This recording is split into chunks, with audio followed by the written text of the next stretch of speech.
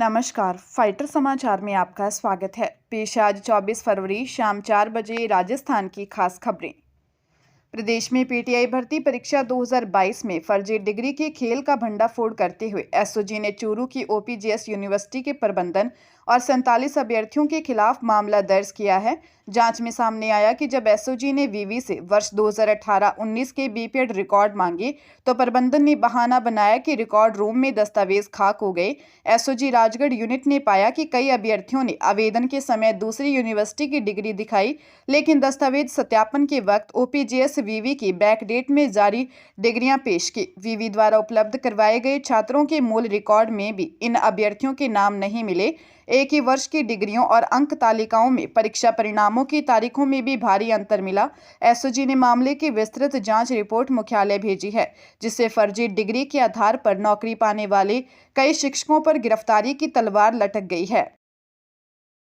One एवं पर्यावरण राज्य मंत्री संजय शर्मा ने विधानसभा में घोषणा की कि अरावली हमारी लाइफलाइन है। अरावली से खिलवाड़ और छेड़छाड़ किसी सूरत में सरकार नहीं होने देगी। अरावली के संरक्षण के लिए राज्य सरकार पूरी तरह से संकल्पबद्ध है। संरक्षण और अरावली से निकलने वाली नदियों के सोर्स के बेहतर रखरखाव के लिए 130 करोड़ रुपए का बजट दिया है। संजय शर्मा ने बताया कि राजस्थान को देश का प्रथम प्रदूषण मुक्त ग्रीन स्टेट बनाने की योजना है। राज्य में 2 साल में हरियालो राजस्थान के अंतर्गत 10 करोड़ पौधे लगाने के लक्ष्य के मुकाबले 18 करोड़ 54 लाख पौधे लगाए गए। एक पेड़ मां के नाम अभियान में वर्ष 2024-25 में लक्ष्य 3 करोड़ के मुकाबले 7 करोड़ 34 लाख व 2025-26 में लक्ष्य 1 करोड़ 8 लाख के मुकाबले 8 करोड़ 37 लाख पौधे लगाए गए हैं।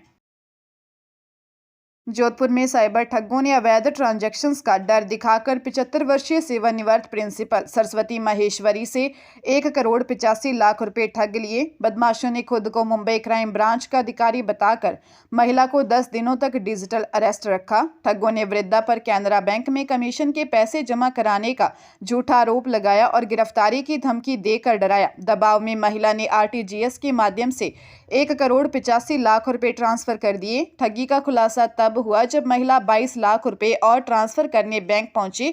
बैंक कर्मियों को शक होने पर उन्होंने तुरंत पुलिस को सूचना दी। साइबर पुलिस ने मौके पर पहुंचकर वृद्धा को समझाया, जिससे उनके शेष 22 लाख रुपए बच गए। जांच में एसबीआई बैंक शाखा से भारी भरकम रकम ट्रांसफर होने की पुष्टि हुई है। फिलहाल पुलिस मामले की निगरानी कर रही है। पूर्व सीएम अशोक गहलोत ने विधानसभा के बाहर मीडिया के सवालों पर कहा कि 2 साल बनाम 5 साल की चर्चा का मजाक बना रखा है। आज़ादी के बाद से लेकर अब तक किसी भी सरकार ने ऐसी मूर्खता वाला बयान नहीं दिया। फिर भी सरकार ने पहले तो इस पर हाँ भरी, फिर कहा कि हम तो प्रतिवेदन पर चर्चा करेंगे। न तो केंद्र और न कभी राज्यों में इस तरह से सदन में बहस हुई। अब तो बात इस पर होनी चाहिए कि भाजपा के 2 साल के शासन में क्या हालात बने हैं। सरकार की स्थिति बहुत खराब है। सरकार आंकड़े पेश कर रही है, लेकिन उनमें बहुत सारे काम तो हमारी सरकार के समय स्वीकृत हुए थे। जिन योजनाओं को हमने शुरू किया था उन्हें बंद कर दिया गया। बहुत गंभीर बात है कि सरकार गृह विभाग की अनुदान मांगों पर चर्चा नहीं कर रही है। वही गृह राज्य मंत्री जवाहर सिंह बेडम ने कहा कि कांग्रेस के नेताओं को दिल्ली से फटकार पड़ी। फटकार लगी तो कई सीनियर लोग आज सदन में आए। सवाईमाधोपुर जिले में एसीबी ने गंगापुर सिटी में ब्लॉक मुख्य चिकित्सा अधिकारी यानी बीसीएमओ बत्ती लाल को 25,000 रुपये की रिश्वत लेते रंगे हाथ गिरफ्तार किया है। आरोपी ने एक परिवादी को उसके डेपुटेशन के स्थान के बजाय मूल पदस्थापन स्थान पर भेजने के एवज में 30,000 रुपये मांगे थे। इसमें से 5,000 रुपये वह पहले ले चुका था, जबकि शेष राशि लेते हुए एसीबी ने उसे दबोच लिया। एसीबी टीम अब आरोपी के घर कार्यालय में तलाशी ले रही है। खास बात यह है कि बत्ती लाल पहले भी विवादों में रहे हैं।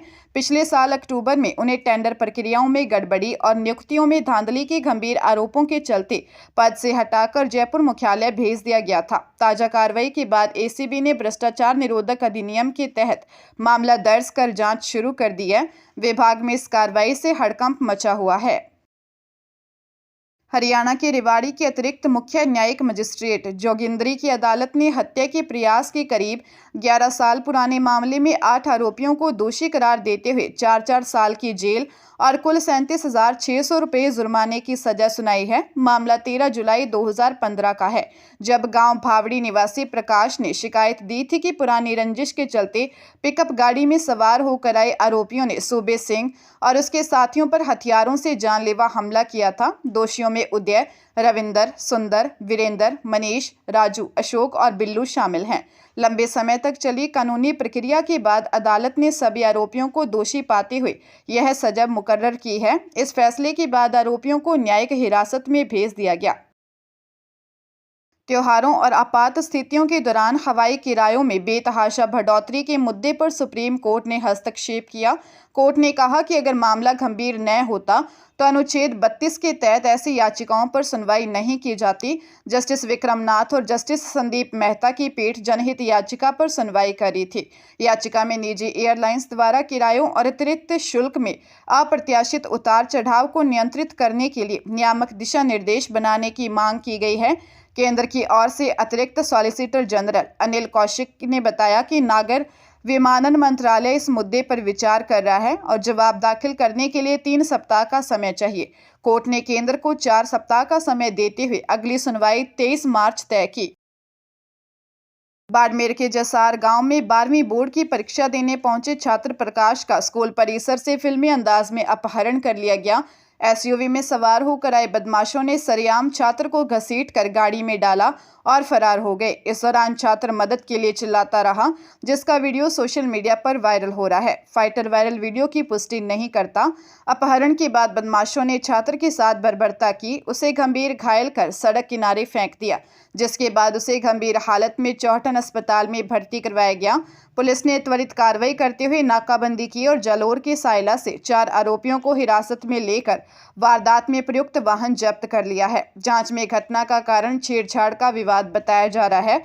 एसपी नरेंद्र सिंह मीणा के अनुसार आरोपियों से पूछताछ जारी है और उसके खिलाफ सख्त कानूनी कार्रवाई की जाएगी।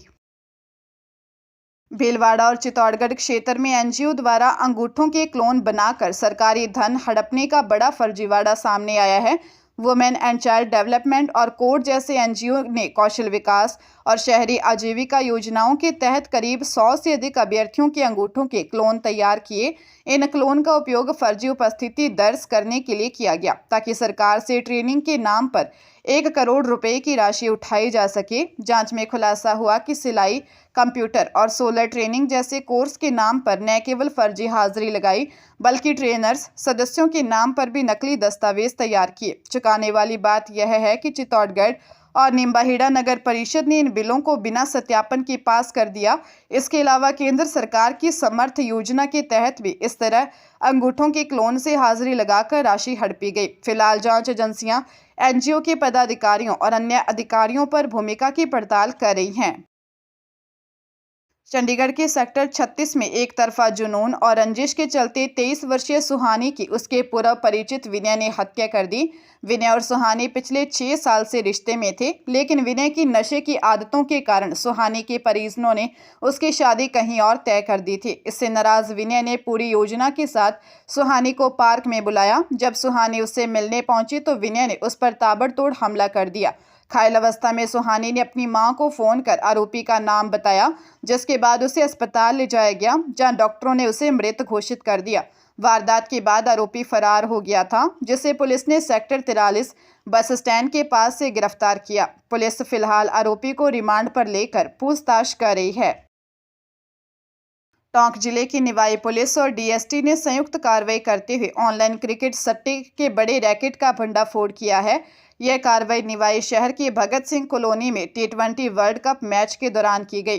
पुलिस ने मौके से 32 वर्षीय लोकेश नामक आरोपी को गिरफ्तार किया है, जो पटेल रोड का निवासी बताया जा रहा है। छापेमारी के दौरान पुलिस ने 9 mobile phone, 1 laptop, 1 LED TV, wifi tower और 1.5 लाख रुपए की नकदी बरामद की है। जांच में करीब 1 करोड़ 44 लाख रुपए के बैंक लेन देन और हिसाब किताब के रिकॉर्ड भी सामने आए हैं। एसपी राजेश कुमार मीणा ने बताया कि आरोपी ऑनलाइन ऐप और वेबसाइट के माध्यम से वर्ल्ड कप मैचों पर दांव लगा रहे थे।